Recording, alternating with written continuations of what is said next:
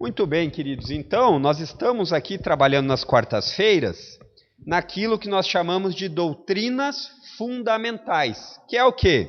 É a ideia de doutrinas que são base para ensinamento bíblico.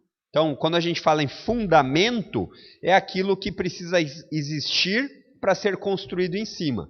Então, as doutrinas fundamentais são a base da vida cristã, certo? Então, sem conhecermos doutrina ou ensino fundamental, biblicamente falando, caminhamos muitas vezes tateando no escuro. E aqui nós estamos falando sobre aquela doutrina fundamental chamada teontologia, que nada mais é do que a doutrina sobre Deus Pai, certo? Estamos aqui na finaleira, na parte final dessa doutrina, e chegamos aqui num ensinamento que talvez não seja conhecido de todos, mas que, embora o nome talvez não seja conhecido de todos, é um pensamento que é bem comum, que é o campo da teodiceia, que é um campo na teologia, no estudo, que lida com a questão da justiça, da integridade, da bondade de Deus, em face do mundo maldoso, das coisas ruins que acontecem no mundo, certo?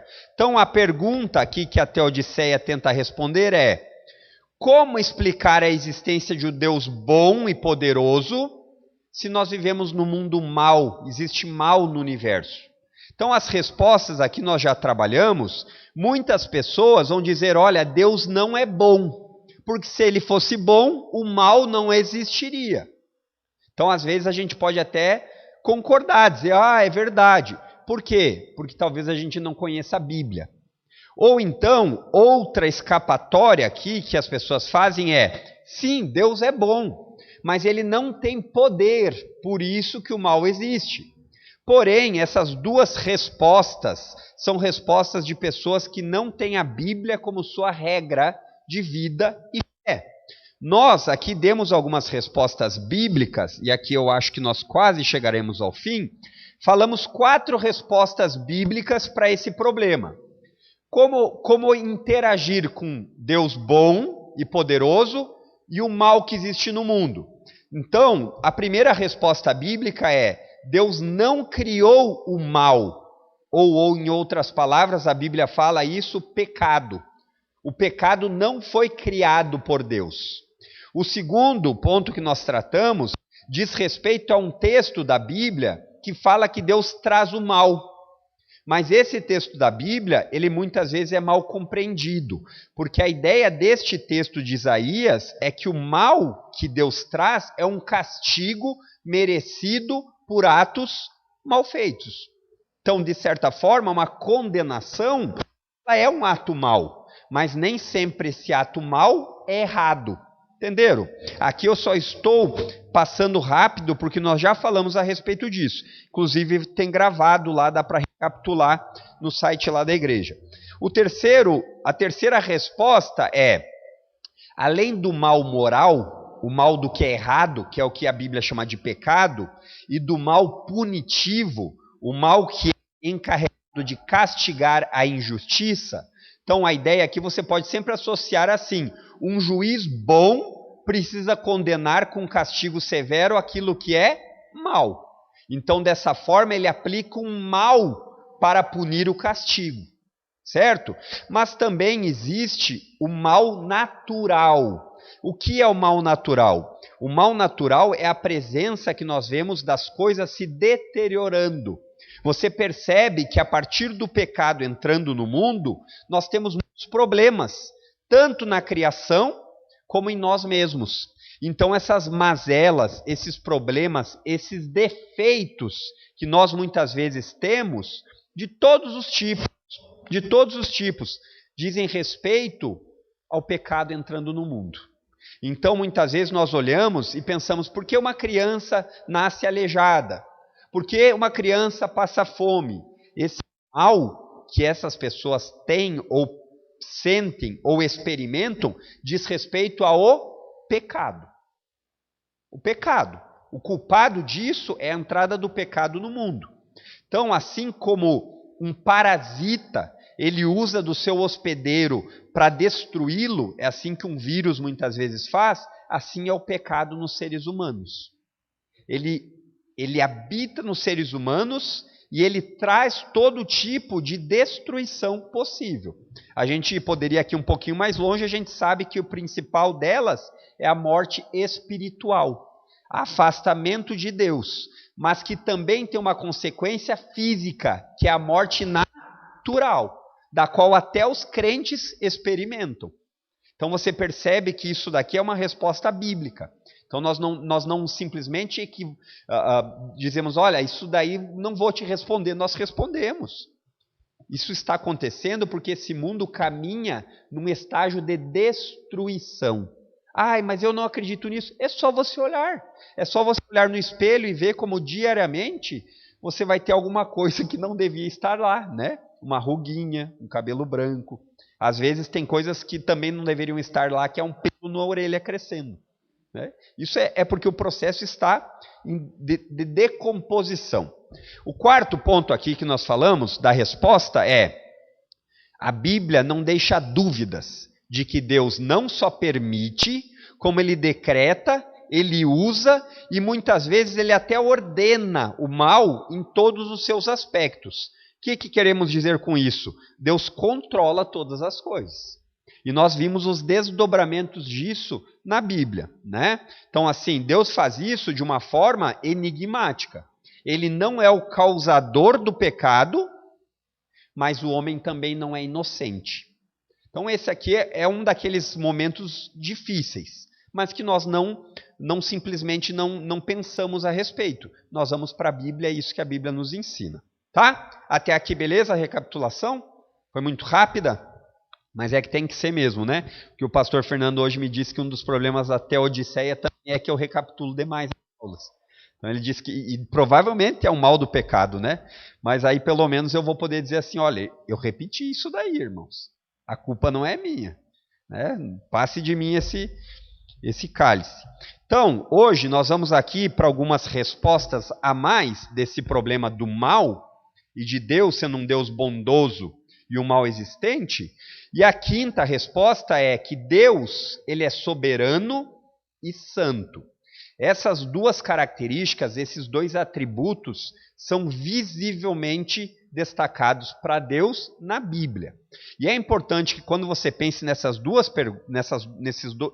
atributos, essas características, você não seja tão simplista. Por quê? Quando a Bíblia fala sobre soberania, embora num contexto bíblico meio geral, principalmente no Antigo Testamento, a ideia de soberania está relacionada a um rei, e os reis eles têm uma soberania porque eles mandam sem precisar de votação e nem da maioria. Com Deus é muito superior, porque Deus não só precisa de contagem de votos, como ele não tem erros. Então muitas vezes um rei, aqui no contexto até bíblico você vai ver muitos reis errando. Mesmo assim eles eram soberanos. Porém com Deus da Bíblia não existe erro. E isso intensifica ainda mais a régua, o padrão do que a gente tem por respeito a Deus. E aí a outra palavrinha da ideia de santo é que o que acontece? A palavrinha santo, ela tem uma intenção, uma ideia de dizer separado do pecado. Então Deus, ele, sua pessoa, o seu caráter, é completamente afastado de tudo que é pecaminoso.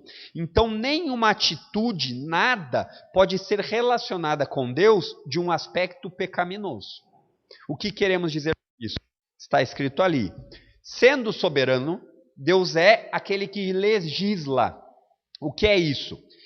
Quando você pensa numa lei a ser cumprida, você teve alguém que fez essa lei, certo? É assim que acontece.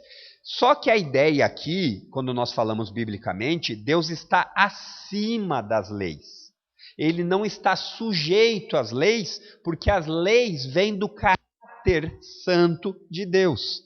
Então, quando você pensa em algo errado, isso não pode ser atribuído a Deus, porque em Deus não existe erro. Então, nada que venha de Deus pode ser equivocado, falho ou imperfeito. Então, quando você pensar nisso, a ética, que a ética é aquela palavrinha que nós usamos para dizer o que é certo e errado, você tem que pensar que todas moralidades, ética ou conceitos de certo e errado partem de Deus. Mesmo aqueles que não querem admitir a existência de Deus. Quer que eu faça um exercício com você? É o seguinte: um ateu não acredita em Deus, certo? Mas ele acha errado matar. Por que ele acha errado matar? Porque é uma lei. E aonde essa lei começa, onde ela tem uma base para dizer que é errado? Na moralidade. Alguém que é moral, certo? E se não partir de um Deus que tem moralidade ou que determina o que é certo e errado, matar não seria errado. Estão entendendo? Esse é o complexo de uma pessoa que diz que não acredita em Deus, mas que vive segundo as leis de Deus. Isso é uma contradição. Ele nem sequer pensou. Por exemplo, um ateu, ele pode dizer que não ama a Deus, ou não respeita, ou não acredita, mas ele, na maioria dos casos, ele ama sua esposa e seu filho. E por que ele ama e não odeia? Porque amar é o certo a ser feito. Então, note que quando nós falamos nisso, todos os atos de Deus, eles nunca podem ser olhados de baixo para cima. Nós querendo atribuir algo a Deus, como se Deus estivesse sujeito a alguma lei que nós queremos criar. Mas é o contrário. É Deus quem determina o que é certo, justo, e por causa disso, todas as vezes que você ver atos de Deus decretando algum tipo de calamidade, algum tipo de condenação, você deve não só não achar errado, como louvar a Deus por sua justiça. Por quê? Porque você tem convicção que se Deus está ordenando ou fazendo algo, é porque é o certo a ser feito. Entenderam? É um pouco filosófico, mas sempre é importante você partir da onde? Do legislador. Deus não se submete às leis. Lembram de Jesus? Jesus andou sobre as águas? A Bíblia diz que andou. Isso quer dizer que Jesus também não está sujeito às leis naturais, porque nós sabemos que existe a lei da gravidade, e que se você tentar caminhar em cima da água, você vai afundar. Alguns mais rápido, mais gordinho afunda mais rápido. Mas vai afundar. Só que Jesus não está subordinado nem às leis físicas e muito menos às leis morais.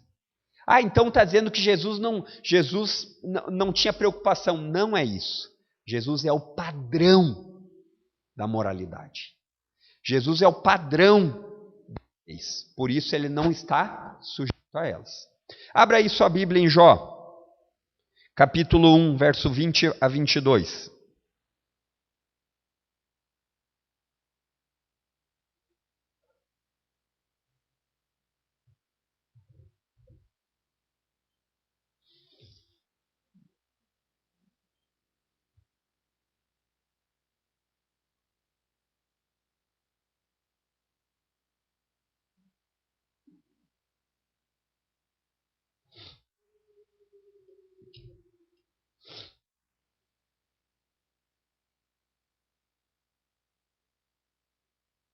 Você vai ver aqui, não sei se quase todos devem lembrar, ou já viram, ou escutaram a respeito da história de Jó. Se você nunca leu o livro de Jó, eu lhe incentivo a ler.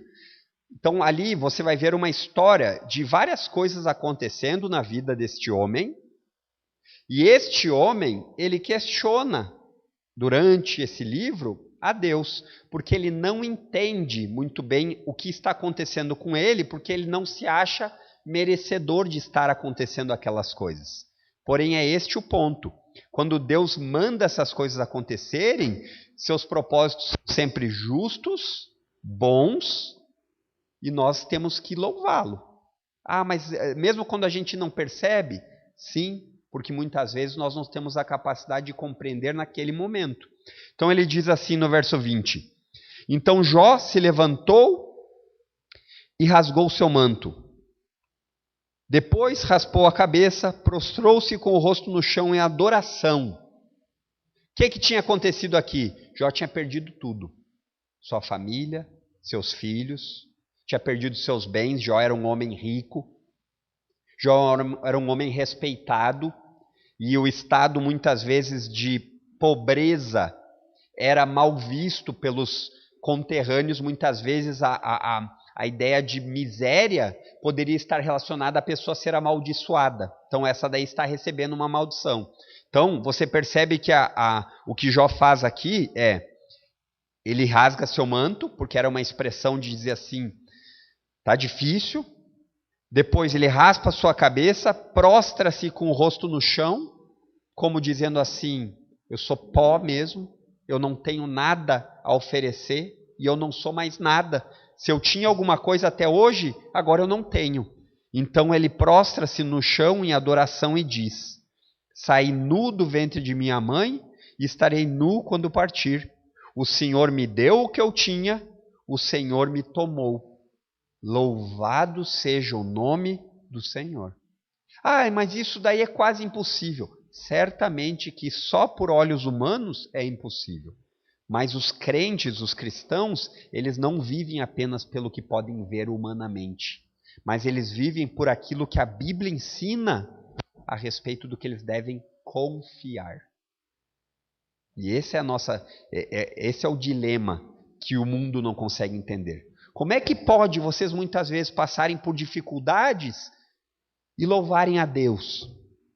Existem uns personagens na Bíblia que você vai ver ela dizendo assim, amaldiçoa esse Deus, seu Deus, e morre, porque isso daí não pode ser bom. Mas você percebe que o que a Bíblia diz não corra nesse erro. Não corra. Então, esse é o ponto que nós precisamos lembrar. Deus é soberano e santo. E, no entanto, existem muitas vezes que Deus usa causas secundárias. E nós já falamos bastante a respeito disso. Por exemplo, quando Deus levanta a nação da Babilônia para castigar Israel. Foi Deus quem levantou aquela nação. Mas você percebe que esses atos vão ser cobrados de quem? Da nação. Esses instrumentos é que são culpáveis. Então, quer uma frasezinha para você lembrar? Tudo de bom que você tem é graça de Deus. Você ganhou sem merecer. Tudo de ruim que você tem é seu mesmo. É assim que a Bíblia ensina. Então, quando nós pensamos em nos vangloriar, a Bíblia diz assim, calma aí, camarada. Porque se você tem algo de bom, você recebeu. A única coisa que você pode se vangloriar é do pecado sobre o pecado. E aí não creio que seja motivo de vanglória. Abra em Abacuque, capítulo 1, verso 11.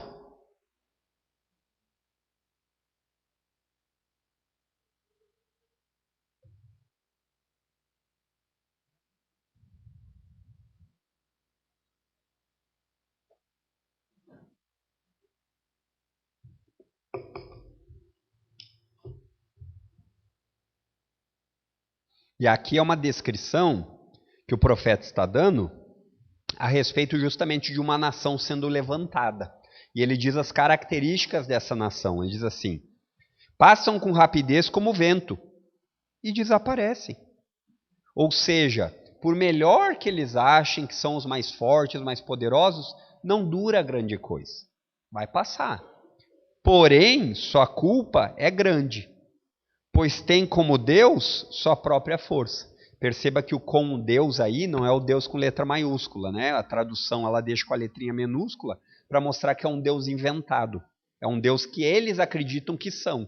Porque no fim das contas, o ser humano, ele acha que é um tipo de Deus.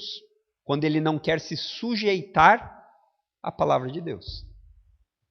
Até hoje eu mandei para o pastor Fernando um texto a respeito do Evangelho de Lucas, que fala a respeito de uma mensagem. Ele diz assim, Jesus falando, ele diz assim no verso 16 aqui, o capítulo eu não me lembro agora, mas depois eu posso lembrar para vocês.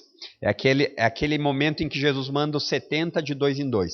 E aí ele diz assim, quem ouve vocês, ouve a mim. Então Jesus está relacionando os seus discípulos como representantes dele. Entenderam? Jesus não estava em presença física lá, mas ele disse, olha, quando vocês forem evangelizar e falar que o reino de Deus chegou, quem ouvir a vocês está ouvindo a vocês, a mim. E aí ele diz, e quem rejeita vocês, é a mim que rejeita. Doido isso, né? Então você entendeu? E ele diz ainda mais, e quem me rejeita, está rejeitando aquele que me enviou, que é Deus. Então você percebe que a Bíblia ela é bastante dura com relação a isso. Quem não quer escutar a palavra de Deus, está rejeitando o próprio Deus. É assim. Não é porque a minha voz aqui falando a vocês tem algum poder miraculoso, não, mas a palavra de Deus tem autoridade. E se você rejeita essa autoridade, você não rejeita a mim, você rejeita aquele que enviou. Até aqui tranquilo? Resposta 5, dá tempo de mais uma. Então a resposta 6, que é mais ou menos o que nós já falamos nos decretos de Deus, mas aqui nós vamos lembrar. Então, como pode o mal existir em um Deus poderoso? A resposta que nós damos aqui em 6º lugar é, na presente era, agora, no nosso tempo, o mal é um instrumento importante que Deus usa para punir os perversos. Deus usa esse instrumento. Abra aí sua Bíblia, 1 Samuel.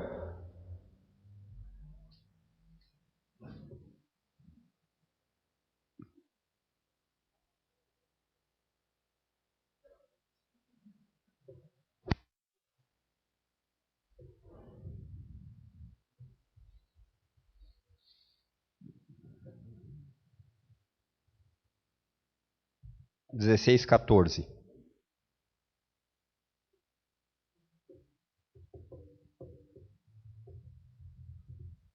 E esse texto, ele merece ser lido num contexto maior, então eu lhe incentivo também, porque está falando aqui de um rei, né?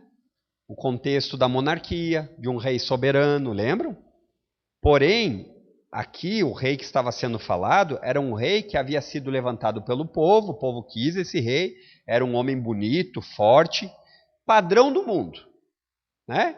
Então ele foi escolhido segundo os padrões do mundo, não segundo a palavra de Deus. E aí o verso 14 aqui, do capítulo 16, diz, o Espírito do Senhor se retirou de Saul, ou seja, Deus não era mais com ele. Deus não estava mais abençoando aquele ministério, aquele reinado. E aí olha o que o texto diz, e o Senhor enviou um espírito maligno que o atormentava. Então quando nós pensamos nessa ideia de que Deus é amor, né? Então você pensa só num contexto de um amor sentimental, um amor que não corrige, um amor que não acha errado as coisas, não é o Deus da Bíblia. O amor de Deus, ele não só é corretivo, como ele é punitivo. Deus envia punição, certo? Então o que fica muito claro neste texto é que existem momentos em que Deus vai enviar o mal para punir.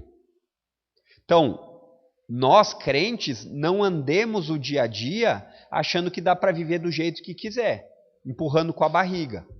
O Senhor não passa a mão. O Senhor não passa a mão em cima. E se você é filho mesmo, Ele vai lhe corrigir. Vai lhe corrigir de uma maneira amorosa. É a vara da disciplina de Deus.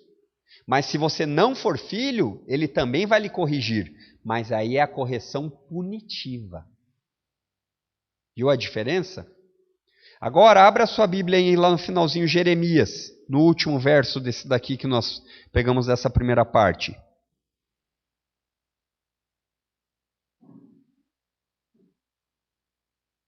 Jeremias, capítulo 25,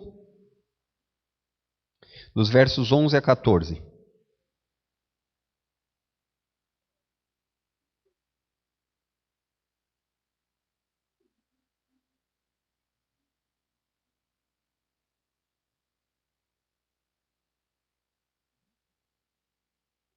O texto bíblico diz assim: esta terra inteira se transformará em desolação e ruína. Israel e as nações vizinhas servirão ao rei da Babilônia durante 70 anos. A narrativa aqui do profeta é num período que Israel vai ser exilado. Então, o povo de Deus, que não servia a Deus, vai receber o castigo merecido. Então, você percebe que essa ideia de que Deus passa a mão na cabeça não existe. E aí ele diz, e eles vão servir ao rei da Babilônia por 70 anos. E aí no verso 12 ele continua dizendo, então, quando terminarem os 70 anos de exílio, castigarei o rei e o povo da Babilônia por seus pecados. Percebe? Eles são utilizados como instrumento de castigo, mas eles mesmos não serão impunes. Então, a ideia aqui é que Deus não é um bobão, não é o carinha lá de cima, não é o velhinho. Não é. Ele é o rei soberano, que reina com sua majestade e não aceita o pecado. Ele não olha para o pecado e diz assim, está tudo bem. Não, ele condena. E ele continua dizendo, diz o Senhor, transformarei a terra dos babilônios em ruína para sempre. Trarei sobre eles todos os terrores que prometi neste livro, todos os castigos anunciados por Jeremias contra as nações. Muitas nações e muitos grandes reis escravizarão os babilônios, assim como eles escravizaram o meu povo. Eu os castigarei na mesma proporção do sofrimento que causaram com suas ações. Aí depois ele ainda vai continuar dizendo do cálice da ira. Então, na presente era, Deus usa, presente era que nós falamos nós não estamos na eternidade. Nós estamos num tempo de pecado, num período em que o pecado existe e ele continua num estágio de destruição. Certo? Então, ele usa o mal para punir os perversos, mas ele também usa muitas vezes para proteger o seu povo. Abra aí em Gênesis 45, verso 8. Primeiro livro da Bíblia.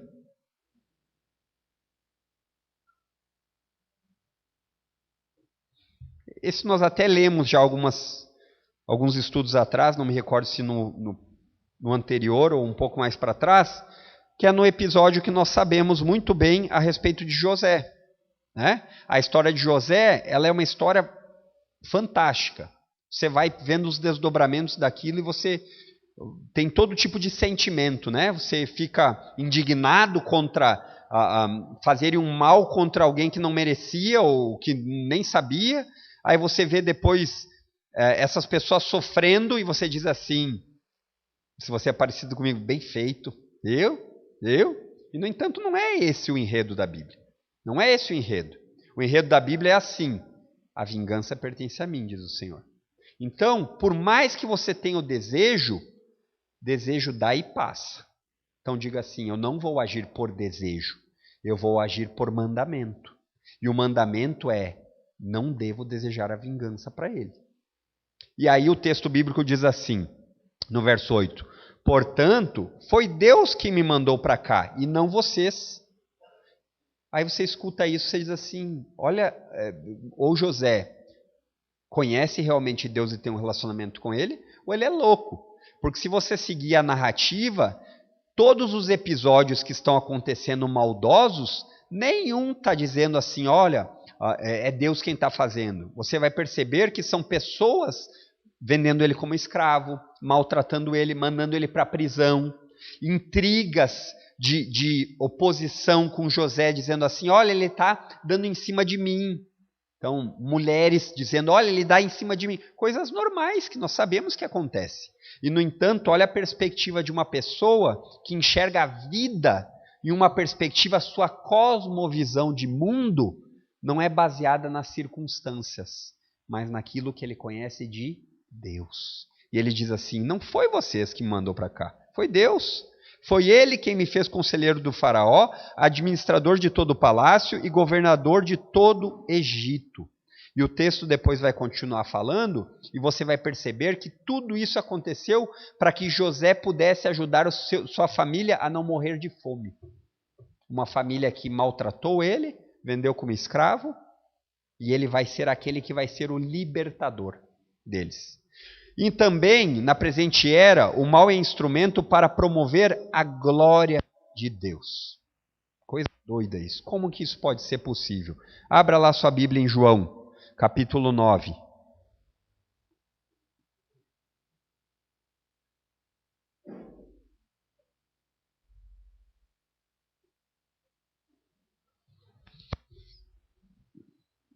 versos de 1 a 3. E aqui tem a ideia do pecado, né? O mal no sentido de pecado, um pecado. O que o pecado faz com a vida das pessoas, trazendo imperfeições, trazendo muitas vezes defeitos, trazendo muitas vezes deformidades. Você vai ver que o texto diz assim, capítulo 9, versos de 1 a 3. Ele diz, enquanto caminhava, Jesus viu um homem cego de nascença. Então, cego de nascença é aquele, como o nome diz, que nasceu cego. E isso é uma consequência do quê? Do pecado do mundo, que entrou no mundo. Não necessariamente um pecado que alguém comete e recebe a punição por isso. Pode acontecer também, mas não é o caso. Inclusive o pastor Fernando pregou sobre isso no domingo. E aí no verso 2 ele diz assim, seus discípulos perguntaram, Rabi, por que este homem nasceu cego? Porque na concepção judaica normal, o pecado sempre era uma consequência direta de algo que tinha feito errado. E nem sempre é isso. E aí ele diz assim, por que esse homem nasceu cego? Os discípulos de Jesus perguntaram. Foi por causa dos seus próprios pecados ou por causa dos pecados de seus pais? Aí Jesus responde, nem uma coisa, nem outra. Mas isso aconteceu para que o poder de Deus se manifestasse nele. Devemos cumprir logo as tarefas que nos foram dadas por aquele que me enviou. A noite se aproxima quando ninguém pode trabalhar. E aí Jesus vai desenrolar aqui o texto. Mas o que ele quer dizer ali? Ele diz assim, olha, existem coisas que acontecem para que Deus seja glorificado por meio delas. E nem sempre são por meio das coisas boas. Já parou para pensar que é nos momentos de maior sofrimento que nós nos apegamos mais a Deus? Não deveria ser assim, mas muitas vezes é.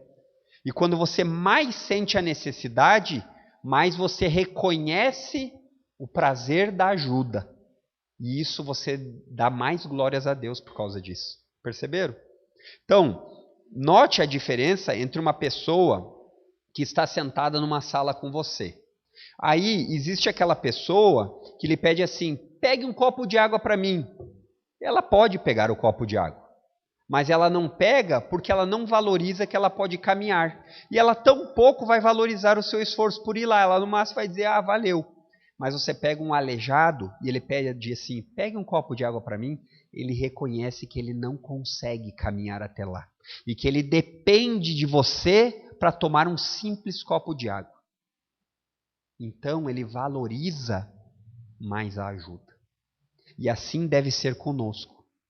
Nós devemos olhar para Deus como aleijados espirituais. Olhar para Deus e ver que esse mundo que tem suas mazelas, o pecado, os problemas que nós temos de tristeza, depressão e todo tipo, inclusive defeitos, inclusive imperfeições, e saber que isso não é tudo o que há. Porque Deus prometeu que virá um tempo em que essas coisas não mais existirão. E Ele está prometido e reservado para aqueles que confiam em Jesus. E por fim, para terminarmos aqui, na presente era, o mal, ele é um instrumento para fazer progredir o plano salvífico de Deus. Abra aí sua Bíblia em Mateus 26.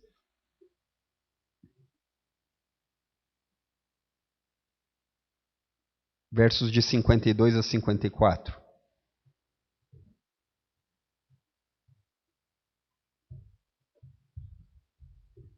Apenas contextualizando aqui, provavelmente quando você abrir, você vai logo lembrar do texto, mas é aquele momento em que eles estão para prender Jesus. E aí você para pensar, eu já pensei várias vezes, né?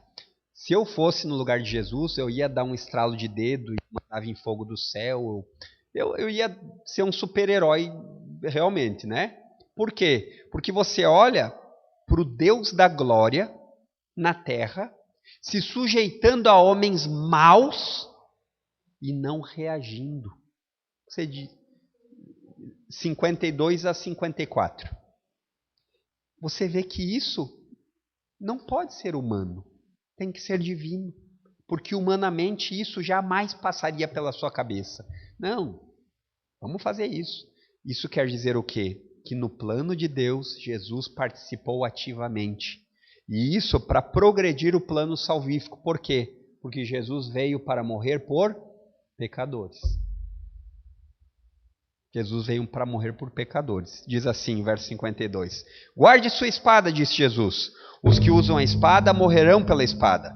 Você não percebe que eu poderia pedir a meu Pai milhares de anjos para me proteger e ele enviaria no mesmo instante? Se eu o fizesse, porém, como se cumpririam as Escrituras que descrevem o que é necessário que agora aconteça? Ou seja, o plano de Deus é glorificado por meio de atos maus contra o próprio Filho de Deus. Certo, queridos? Paramos por aqui hoje. Semana que vem eu acho que a gente termina. Temos mais 3 respostas a respeito disso. Ficou alguma dúvida? Talvez várias, né? É um tema difícil. O problema do mal no mundo não é algo novo e é algo que nós muitas vezes sentimos quando nós temos problemas pessoais. Quando algum ente querido seu morre, quando alguma pessoa que é muito próxima de você sofre um acidente, quando alguém que você ama tem algum tipo de dificuldade que você gostaria que não existisse. E eu entendo, e eu diria assim, é lícito ter dúvidas, perguntar, mas isso deve parar quando a Bíblia explica. A Bíblia explica. E essas respostas que nós temos aqui dizem respeito a isso. Certo? Ok? É mesmo? Então, semana que vem, prova oral. Vai ser sorteado aqui. Pessoal, ninguém, né? 10 pessoas no culto, que nem no Uruguai lá. Então, vamos orar? Pai bendito, graças te damos. Graças te damos porque podemos confiar que o Senhor é bom, que as tuas misericórdias se renovam a cada manhã. Podemos ter certeza que mesmo aquelas situações que não compreendemos agora, trazem glórias a Ti. Então nos ajuda, nos dá um coração que consegue descansar em Ti. Um coração que se aquieta quando aprende a doutrina da Tua palavra, quando aprende o ensino que vem da Bíblia. Mas Pai, nos deixe inquietos sim. Mas não no sentido de que duvidamos de Ti, e sim no sentido que queremos aprender de Ti. Ajuda-nos a não sermos contentados e não nos alimentarmos da Tua palavra diariamente, e não orarmos diariamente, e não termos comunhão com o corpo, nos inquieta disso. Porque, Senhor, eu sei que se depender só de mim, eu não virei mais aos cultos. Se depender só de mim, eu não lerei a Tua palavra. Por quê? Porque muitas vezes, Senhor, eu não consigo enxergar o valor disso. Então, nos ajuda, nos perdoa e nos corrige como um Pai amoroso, para cada vez mais nos trazer perto de Ti e da Tua palavra. É o que nós te pedimos em nome de Cristo. Amém, queridos. Até domingo, se Deus quiser.